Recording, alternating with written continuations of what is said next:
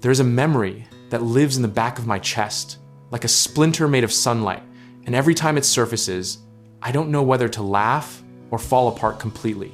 We are talking about the kind of recollection that doesn't knock. It just walks in, sits down, and makes itself at home. It hits hardest in autumn, when the air gets that particular crispness and the light turns gold and slightly melancholy, like the world itself is trying to remember something it lost. You know the kind of afternoon. I mean the kind where everything smells like dry leaves and someone else's chimney smoke and time moving faster than you agreed to. I was maybe 11 years old, sitting in the backseat of a car that smelled like old coffee and pine air freshener, watching telephone poles blink past the window like a slow metronome. My grandmother was in the passenger seat, and she was laughing at something on the radio, and the sound of it filled the whole vehicle like a warm fog. She had this laugh, a completely undignified, full-bodied, slightly wheezing laugh that no one in our family could replicate, no matter how hard they tried.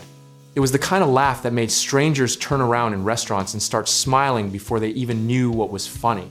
We were on the way to absolutely nowhere important, maybe a grocery store, maybe a hardware store, the kind of errand that evaporates from memory the moment it's completed. But what doesn't evaporate is the way the sunlight came through the rear window and landed across her hands, folded in her lap, illuminating every vein and every ring, like a painting you didn't know you were watching being made.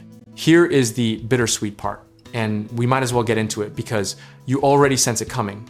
She has been gone for over a decade now, and that car, that afternoon, that particular quality of light, none of it exists anywhere in the physical world anymore. The memory is the only place it still breathes, which makes it both the most precious thing I own and the most fragile. What's strange about grief is that it doesn't always look like grief. Sometimes it looks like you pausing in a parking lot because the angle of the sun at 4:30 in the afternoon of a Tuesday in October hit you exactly wrong. And suddenly you are 11 years old again and also completely alone simultaneously. That's the absurdity nobody warns you about. Joy and loss occupying the exact same square inch of your heart at the exact same moment, splitting the atom of a single memory. Psychologists call this phenomenon bittersweet nostalgia. And research from institutions like the University of Southampton suggests that nostalgic memories, even painful ones, actually increase a person's sense of meaning and social connectedness rather than deepening sadness. But you don't need a study to confirm what your body already knows, that some memories are load-bearing walls inside you, and touching them too hard can shake the whole structure. When the memory hits, and it does hit, I have learned not to fight it the way I used to. I used to try to redirect, stay productive, keep moving the emotional equivalent of walking very quickly past a dangerous neighborhood, but the memory always caught up, usually at 3 in the morning when my defenses were down and I had nowhere to run. Now what I do is something almost embarrassingly simple. I sit with it. I let the full scene play out like a film I've seen 100 times but never get tired of. And I pay attention to the details, the sound of the radio, static, the way she pronounced certain words with a faint regional accent she'd never fully lost, the specific weight of ordinary time before you know it's precious. There's something almost rebellious about choosing to feel a bittersweet memory fully, rather than managing it into a smaller, more convenient shape.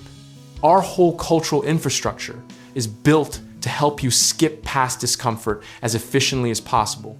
And here you are, voluntarily sitting in an October afternoon from 30 years ago, letting a dead woman's laugh fill your chest until it almost hurts. The lesson I keep relearning, and we all have our lessons we must keep relearning, is that memories like this are not problems to be solved or wounds to be closed. They're evidence of love that has nowhere left to go. And the tenderness you feel is not a malfunction, it is the whole point. What I know now, having sat with this particular memory more times than I can count, is that grief is not the opposite of gratitude. They are the same current running in two directions at once. She taught me that without intending to, sitting in a passenger seat, laughing at something ordinary on the radio on a Tuesday afternoon that neither of us knew was being cataloged forever. So when the memory hits, and it will, yours will too. I no longer ask it to leave or make itself smaller or arrive at a more convenient time. I make room for it the way you'd make room for a guest who traveled very far to see you. because that's exactly what it is. A piece of time that loved you enough to stay. If you liked the video, subscribe and check out all our other topics.